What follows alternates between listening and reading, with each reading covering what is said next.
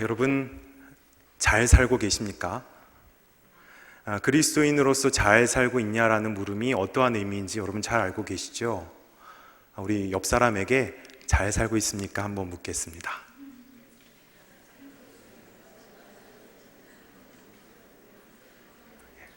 대답하기 곤란하셨던 분도 계시고 이번 주는 좀 당당해 라는 분도 계실 겁니다. 여러분 잘 사셨으면 좋겠습니다. 예수님께서 친히 여러분들을 도와주실 것입니다. 여러분 1980년대와 90년대 텔레비전에 방영됐던 애니메이션 빨강머리 앤을 아시나요? 예, 주근깨 빼빼 마른 빨강머리 앤, 예쁘지는 않지만 사랑스러워. 제 딸을 보는 것 같은데요. 사랑스럽습니다. 그런데 이 빨간머리 앤에는 주옥 같은 명대사들이 수두룩하게 드러납니다. 그 중에 하나를 제가 읽어드리겠습니다. 엘리자가 말했어요. 세상은 생각대로 되지 않는다고. 하지만 생각대로 되지 않는다는 건 정말 멋지네요. 생각지도 못했던 일이 일어나는 걸요. 아멘이라고 얘기하시는 분도 계셨는데 여러분 어떻습니까? 정말 명대사 같으십니까? 이 일이 내 생각대로 되지 않는다는 것은 다시 말하면 생각지도 못했던 일이 일어나는 것이기 때문에 정말 멋진 것이다. 빨강머리 앤자매는 그렇게 고백하고 있습니다. 여러분 저도 충분히 공감합니다. 그런데 한 가지 조건이 하나 더 있었으면 좋겠습니다. 생각지도 못했던 일이 일어나는 것은 참 좋지만 좋은 일만 일어났으면 좋겠습니다. 네, 그러면 인생의 활력소처럼 정말 신기하고 재미있을 것만 같습니다. 반대로 걸림돌이나 장애물의 모습으로 나에게 다가온다면 여러분 어떠할까요? 그것이 내가 쉬이 해결할 수 있는 일이라면 상관없을 것 같습니다. 괜찮을 것 같습니다. 그런데 그것이 내 힘으로는 도저히 어찌할 수 없는 정도의 것이라면, 그것도 반복적으로 계속적으로 여러 번 밀문처럼 밀려 들어와서 그래서 내가 더 이상 손쓸 시간도 없고 힘도 없어서 어디론가 쓸려가고 있다면 여러분은 어떠하시겠습니까? 그때에도 인생은 참 멋져 이렇게 고백할 수 있을까요? 이와 비슷한 사건이 오늘 본문 말씀에서 등장하고 있습니다. 사도 바울의 2차 전도 여행 때 일어난 일입니다. 1차 전도 여행에 이어서 2차 전도 여행의 목적은 1차 때 방문했던 지역을 한 번 더 방문하는 것이었습니다. 본문 앞장인 5장 36절에는 이렇게 기록되어 있습니다. 며칠 후에 바울이 바나바더러 말하되 우리가 주의 말씀을 전한 각 성으로 다시 가서 형제들이 어떠한가 방문하자 하고, 주의 말씀을 전한 각성으로 다시 가서 형제들이 어떠한가 방문하자. 여기 방문하자에 사용된 헬라어는요, 병문안을 갈 때 쓰던 동사입니다. 또 고아들을 돌볼 때 사용하던 동사입니다. 그러니까 사도 바울의 2차 전도여행 때의 그 목적은 1차 전도여행 때 복음을 받아들였던 새신자들을 신방하는 것이 2차 전도여행의 목적이었습니다. 이렇게 바울, 실라, 디모데, 이것이 바울 일행, 그 2차 전도여행 때 바울 일행이었거든요. 이 일행이 2차 전도여행을 그런 목적으로 출발하게 됩니다.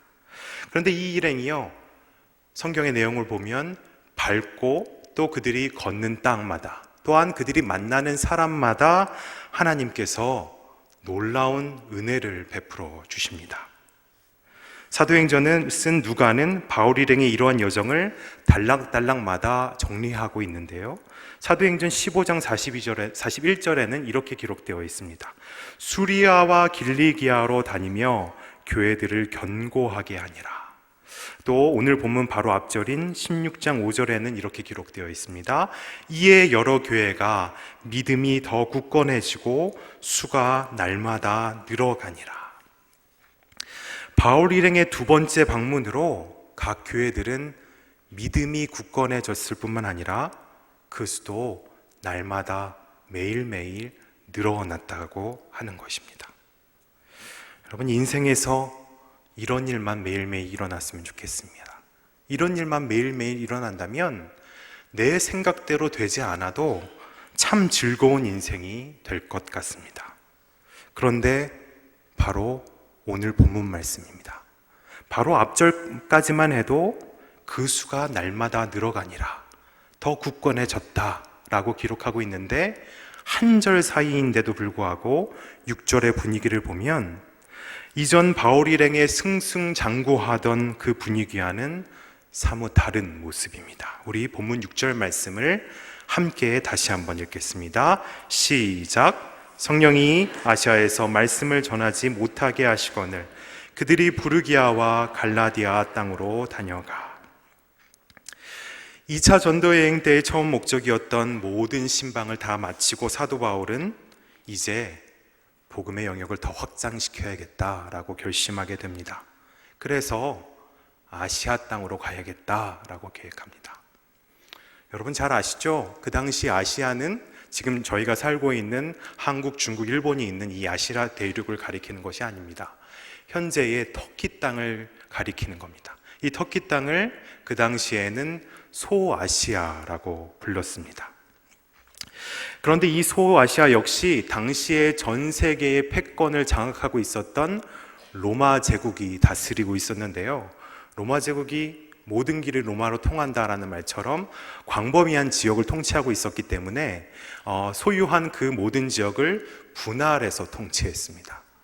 그래서 이 소아시아 지역을 지금 우리나라처럼 경기도, 강원도, 충청도로 분할한 것처럼 이 소아시아 지역을 여러 개의 그 지역으로 분할해서 통치했습니다. 그 중에 하나가 바로 오늘 본문 6절에 나온 아시아입니다. 아시아는 전체 소아시아 중에 이 남서쪽에 위치해 있었습니다. 그런데 여러분, 아시아의 수도는 어디였을까요? 여러분 잘 알고 있는 도시입니다. 에베소입니다. 에베소. 에베소가 한 이 지역의 수도였으니까 여러분 얼마나 당연히 그 수도에 밀집되어 있던 인구수가 많았겠지요. 사도 바울은 이 에베소까지 향하는 아시아로 가야겠다라고 결정을 했습니다. 왜 그랬을까요? 내 생애 동안 보다 많은 사람들에게 부활의 예수님을 증거하고 싶었던 것입니다. 조금이라도 많은 사람에게 이 소식을 전하고 싶었던 것입니다. 그러한 순수한 마음에 아시아로 가야겠다 이렇게 결정했습니다. 그런데 뜻밖의 난관이 사도 바울의 발목을 사로잡습니다. 난관의 내용이 무엇인지는 성경에 자세히 기록되어 있지 않습니다. 어떤 자연 환경에 의해서도 있을 수 있고요. 정치적인 상황이 그들을 막았을 수도 있습니다. 또 바울을 늘 붙잡고 있었던 그의 지병이 그를 붙잡아서 가지 못하게 됐을 수도 있었을 겁니다. 하지만 성경은 사도행전을 쓴 누가를 통해 성령이 아시아에서 말씀을 전하지 못하게 했다고 기록하고 있습니다. 남쪽 아시아로 가는 길이 막혀버린 사도 바울은 6절 하반절에 기록하고 있는 것처럼 소아시아의 중부 지역인 부르기아와 갈라디아 땅으로 올라옵니다. 그래서 그렇게 돌고 돌아서 무시아라는 지역까지 이르게 됩니다. 우리 7절 말씀입니다. 7절 말씀을 한 번 더 읽겠습니다. 시작. 무시아 앞에 이르러 비두니아로 가고자 했으되 예수의 영이 허락하지 아니하시는지라. 무시아에 가까이 이르렀습니다. 가까이 이르자 사도 바울은 이번에는 비두니아로 가기로 결심합니다. 왜 비두니아로 가기로 결심했을까요? 아시아를 선택한 계획과 같습니다. 이유와 같습니다. 당시 비두니아 지역은요, 유대 지역에서 일찍이 유대 땅을 건너와서 해외에 살기로 결심한 유대인, 디아스포라 유대인들이 모여 살던 곳이 이 비두니아입니다. 여러분, 요즘도 한국 사람들이 해외에 이민 가면 어디에 정착해 삽니까? LA나 뉴욕, 상해, 북경, 이런 번화가, 밴쿠버 같은 문명이 발달한 도시, 인구가 밀집된 지역의 대도시에 모여서 살지요. 비두니아가 바로 그러한 지역이었습니다. 사도 바울은 이 비두니아로 가면 좋겠다. 선교에 있어서 황금 어장과 같은 곳이라고 생각했던 것 같습니다. 그래서 결심합니다. 본문 7절 말씀에 보면 사도 바울은 이 지역에 가기 위해 애썼다, 애를 썼다라고 기록하고 있습니다. 여러분, 애썼다는 것은 계속해서 반복적으로 시도했다라는 것을 의미합니다. 사도 바울이 비두니아로 가기 위해 여러 번 애를 썼습니다. 그런데 그 결과가 어땠습니까? 앞절인 6절에서와 같이 이번에는 예수의 영이 허락하지 아니하시는지라. 예수님이 이제는 그를 막아서기 시작합니다. 그 길도 열리지 않았습니다. 남부로 가는 아시아의 길이 막히고 중부로 돌아 북쪽까지 올라왔는데 더 북쪽인 비두니아 지역까지 막히게 됩니다. 이제는 어디만 남았습니까? 서쪽 지역만 남았습니다. 그래서 사도 바울은 드로아까지 가게 된 겁니다. 본인의 뜻대로 드로아로 가게 된 것이 아니라 이 길도 막히고 저 길도 막히고 이 윗길도 막히고 여기도 안 되고 저기도 안 돼서 결국에 하나밖에 남지 않은 드로아로 가게 된 것입니다. 여러분, 인생에서 이러한 경험 있으십니까? 사람은 누구나 이러한 경험을 하나씩은 가지고 있는 것 같습니다. 사면초가의 경험.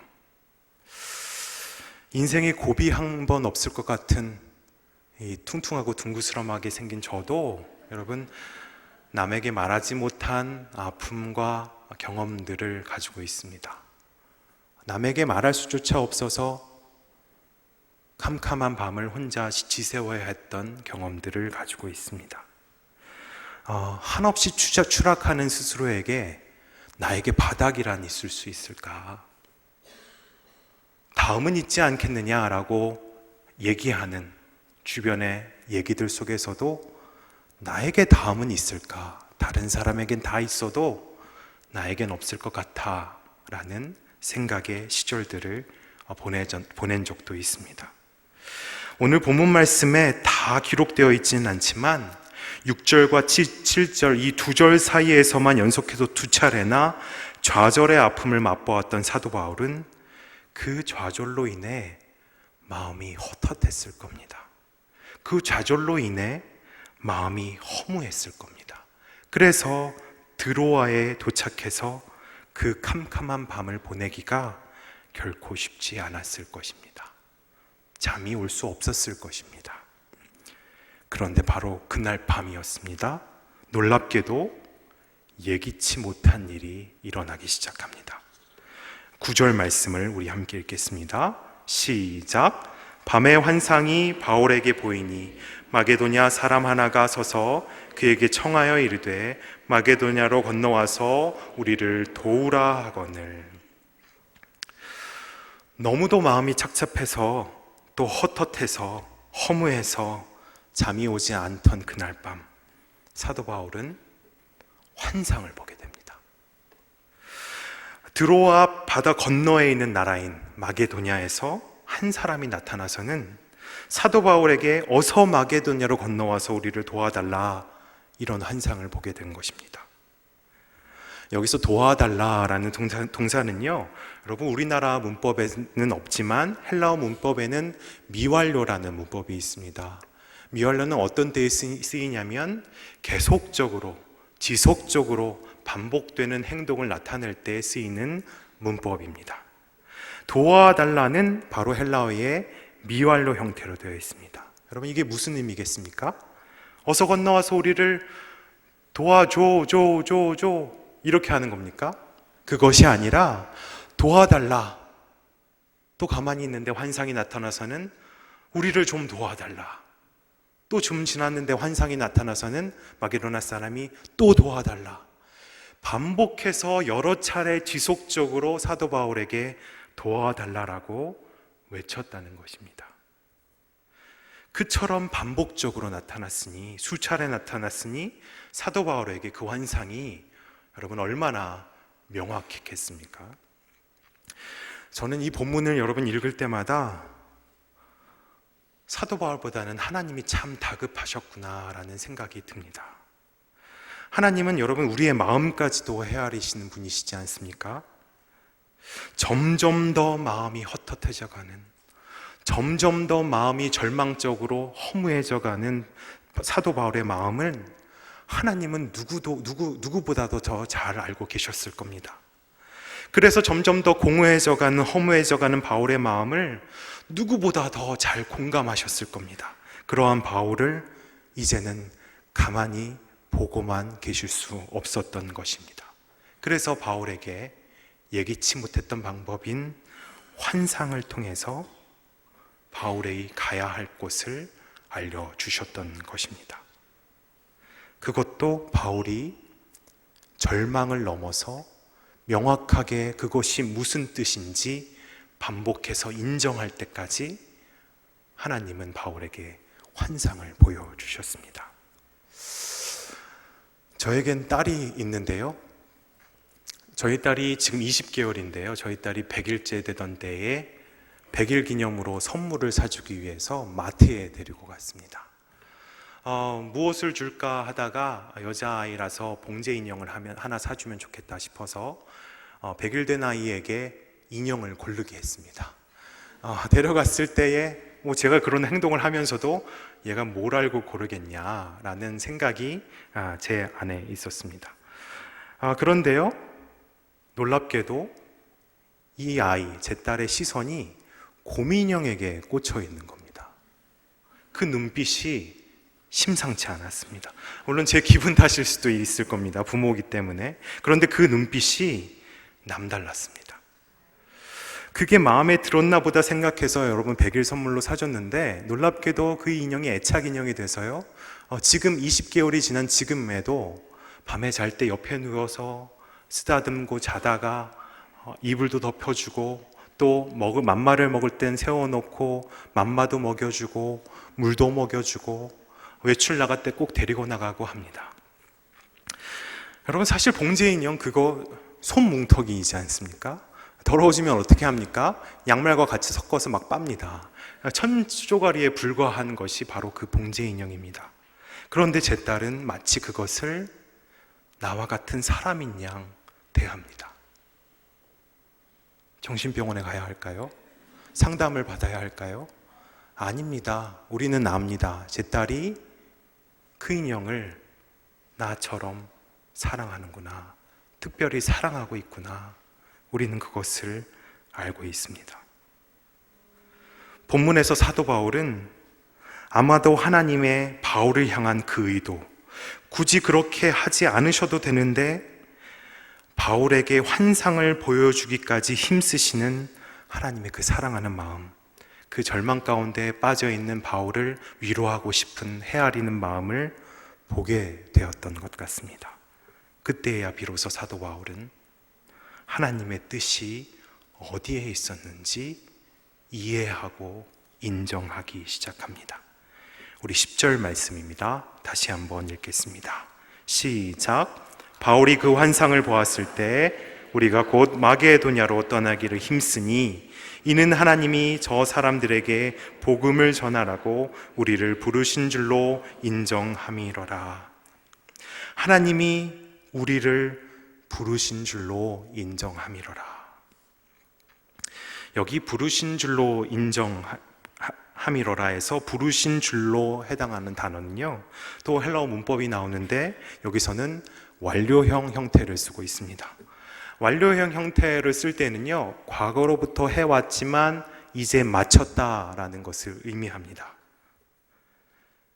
그러면 무엇을 의미합니까? 완료형 형태를 여기에 썼다는 건요, 사도 바울 자신에게 환상으로까지 설명해 주시는 하나님의 그 마음을 헤아리고 보니까 지난 과거의 일들, 즉 아시아로 가고자 했을 때도 막히고 또 비두니아로 가고자 할 때도 막으시고 사면초가로 여기 드로아로 올 수밖에 없도록 하신 그 모든 것이 나를 드로아로 보내시려는 하나님의 애타는 마음, 그 계획 아래에 있었기 때문이구나.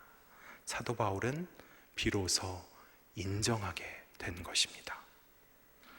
여러분, 또 이 인정하다에 해당하는 헬라어 신비바조는요, 모으다, 미루어 판단하다, 논증하다, 증명하다라는 뜻을 가지고 있습니다. 그럼 모두 어떤 성격의 단어 같습니까? 이성적인, 아주 논리적인 성격의 단어 같습니다. 느낌으로만 사도 바울이 인정한 것이 아니라, 감정으로만 인정한 것이 아니라 철저하게 이성적으로 논리적으로 판단해 봐도 지금까지 하나님께서 나에게 행하셨던 모든 과정이 하나님의 계획 아래에 있었다는 것을 사도 바울은 머리로서도 인정하지 않을 수 없었다는 것입니다.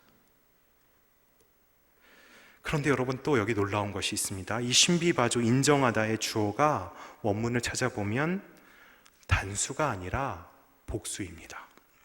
다시 말해 그 문장의 주어가 바울 혼자가 아니라 바울 일행이라는 것이죠.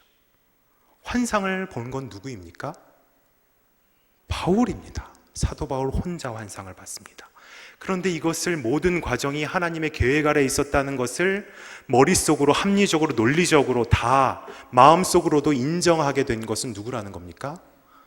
바울 일행이었던 실라 또 디모데까지 포함된 모든 사람이 그것을 인정하게 되었다라는 것입니다. 그런데 여러분, 사도 바울을 향한 하나님의 이 예기치 못한 인도하심은 여기서 다가 아닙니다. 한 가지 더 있습니다. 우리 다시 6절의 말씀을 함께 읽겠습니다. 시작. 성령이 아시아에서 말씀을 전하지 못하게 하시거늘 그들이 부르기아와 갈라디아 땅으로 다녀가. 이어서 여러분 10절의 말씀도 다시 읽겠습니다.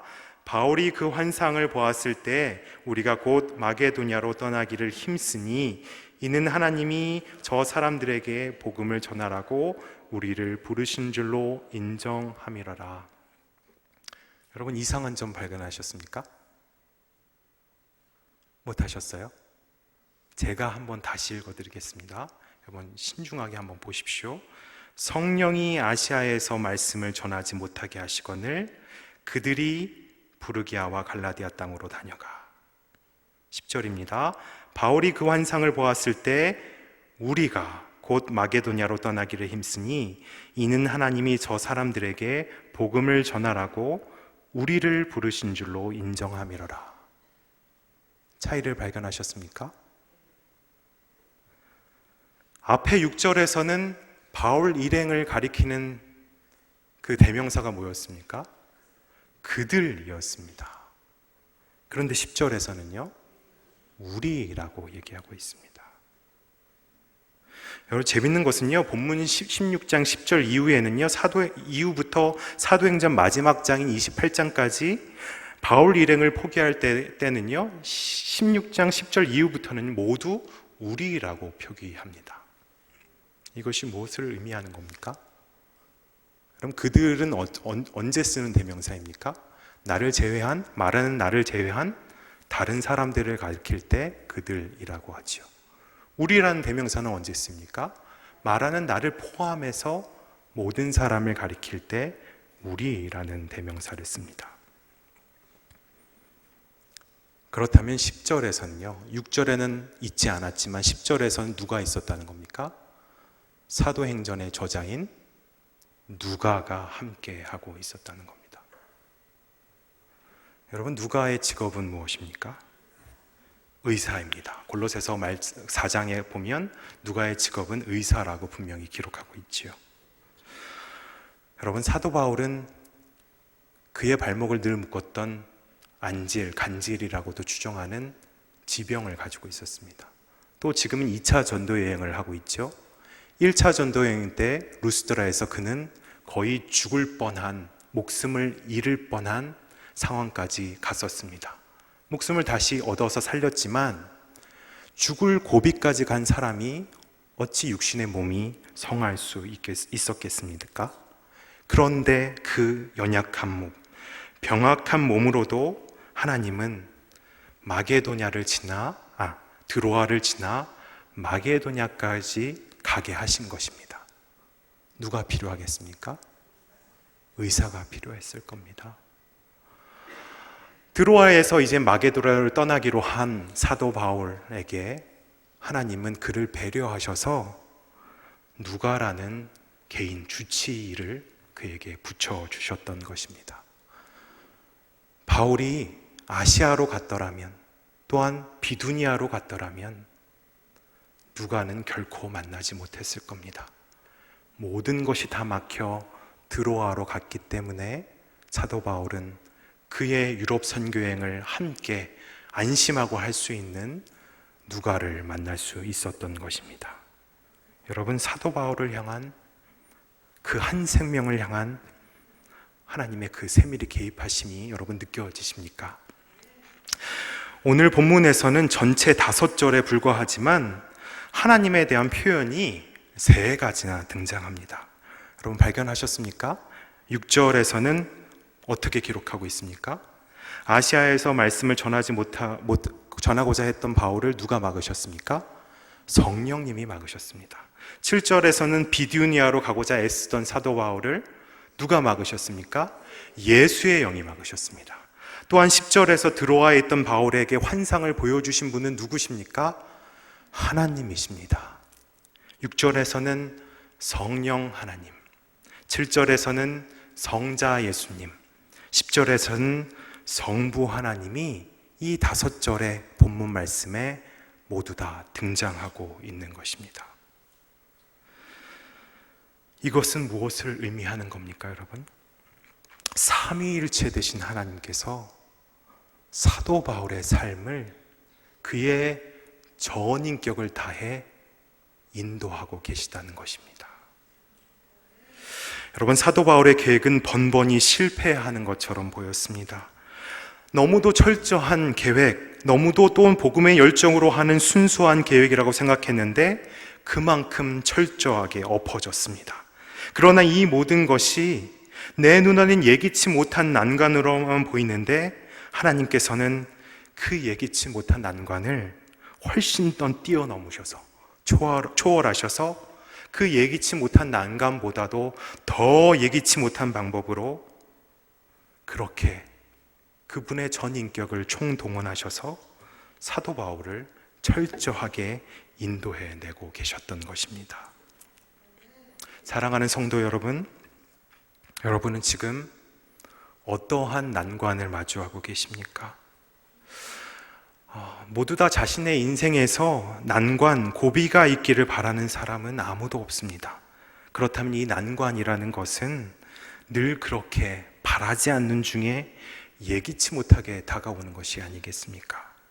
하지만 여러분, 그때마다 우리가 분명히 기억하고 신뢰해야 할 것은 우리 하나님께서는, 우리가 믿는 그 하나님께서는, 우리가 신뢰하는 그 하나님께서는 우리의 마음 깊은 곳까지도 헤아리실 정도로, 또한 다급해지실 정도로 우리를 사랑하셔서 그의 삼위일체 되신 전인격을 총동원하여 세밀하고 철저한 계획으로 우리를 친히 인도해 내시는 분이시라는 사실입니다. 여러분, 이미 구약의 선지자 이사야는 사도행전이 기록되긴 훨씬 이전부터 하나님이 우리에게 어떠한 분이신지를 똑똑히 우리에게 말씀해 주고 있었습니다. 이사야 55장 8절에서 9절의 말씀입니다. 이는 내 생각이 너희의 생각과 다르며 내 길은 너희의 길과 다름이니라. 여호와의 말씀이니라. 이는 하늘이 땅보다 높음같이 내 길은 너희의 길보다 높으며 내 생각은 너희의 생각보다 높음이니라. 아멘.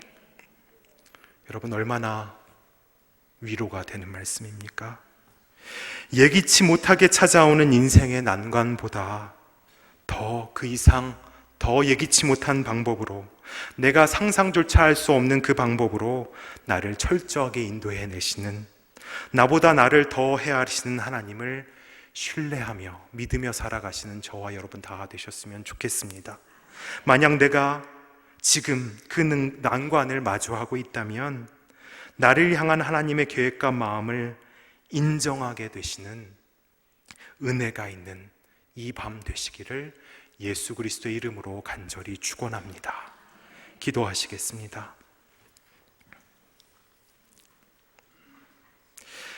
하나님 아버지, 오늘도 말씀을 통해 하나님이 나를 얼마나 헤아리시는 분이신지, 또한 내가 상상할 수조차 없는 놀라운 방법으로 나를 얼마나 인도하시는 분이신지 말씀해 주셔서 감사합니다. 그러한 하나님을 마음과 머리로 인정하게 되는 은혜와 은총이 있는 이 밤 되게 하여 주시옵소서. 인생에 예기치 못한 난관을 마주할 때마다 예기치 못한 난관보다도 더 상상할 수도 없는, 더 예기치 못한 인도하심으로 나를 이미 이끌고 계신 하나님을 신뢰하며 살아가는 우리 모든 인생들 되게 하여 주시옵소서. 그래서 끊임없이 찾아오는 인생의 난관들을 통해 그 난관 너머에 이미 일하고 계시는 하나님을 바라보는 믿음 우리에게 있게 하여 주시옵소서. 예수 그리스도의 이름으로 기도합니다. 아멘.